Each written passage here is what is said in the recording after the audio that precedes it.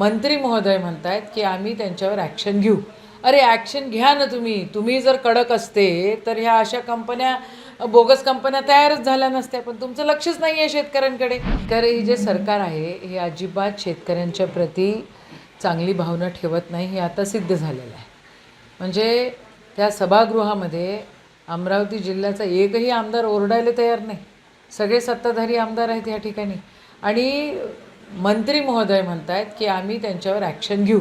अरे ॲक्शन घ्या ना तुम्ही जर कडक असते तर ह्या अशा कंपन्या बोगस कंपन्या तयारच झाल्या नसत्या. पण तुमचं लक्षच नाही आहे शेतकऱ्यांकडे. राहिला विषय शेतकऱ्यांच्या कंपन्सेशनचा, तर हे जे बोगस बियाणे घेतलेले आहेत त्यांनाच तर हे लोक सस्पेंड करायला तयार नाही आहेत. नुसतं घोषणा करून होत असतं का? आज दुबार पेरणीची वेळ आलेली आहे. फक्त 20% पेरणं व्यवस्थित झालेलं आहे आणि बाकीची दुबार पेरणी आहे. मग ह्याला सरकार जबाबदार आहेत ना. सरकारने या सगळ्या गोष्टी व्यवस्थित बघितल्या पाहिजे आणि गांभीर्यपूर्व या सगळ्या गोष्टी निकाली काढल्या पाहिजे. सरकारने शेतकऱ्याला दुबार पेरणीचं कंपेन्सेशन देणं अनिवार्य आहे.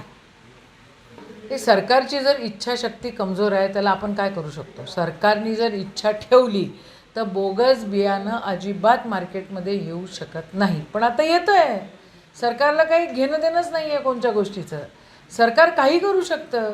सरकारच्या मनातच नाही आहे तर मग काय ते ॲक्शनमध्ये दिसणार आहे? शेतकऱ्यांसोबत लबाडी सुरू आहे. बस एवढंच मी म्हणेन. महाराष्ट्रातील सर्व बातम्यांचे विश्वासार्ह व्यासपीठ सकाळच्या सर्व सोशल मीडिया प्लॅटफॉर्मला लाईक, फॉलो आणि सबस्क्राईब करा. तसंच सर्व नोटिफिकेशनसाठी बेल आयकॉन प्रेस करायला विसरू नका.